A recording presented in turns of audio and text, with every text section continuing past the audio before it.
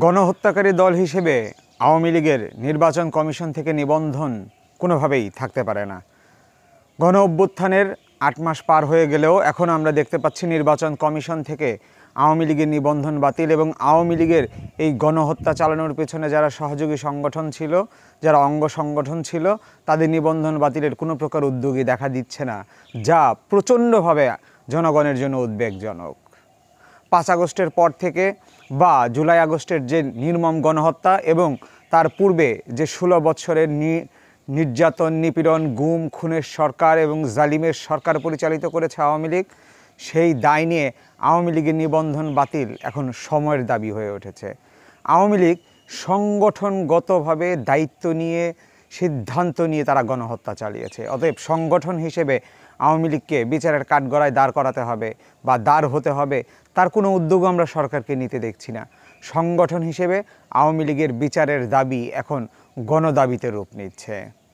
আমাদের পক্ষ থেকে ৩টি স্পষ্ট দাবি।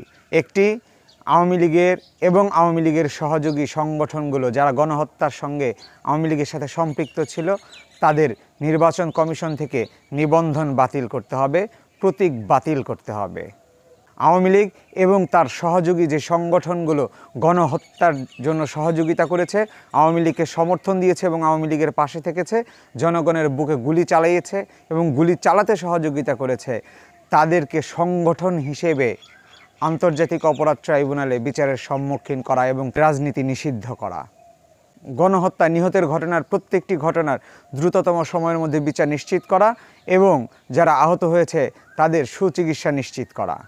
এই ৩ দফা দাবিতে আমরা বাংলাদেশ যুব অধিকার পরিষদের পক্ষ থেকে আগামী শনিবার সকাল ১১টায় প্রধান উপদেষ্টা বরাবর স্মারকলিপি প্রদান করব।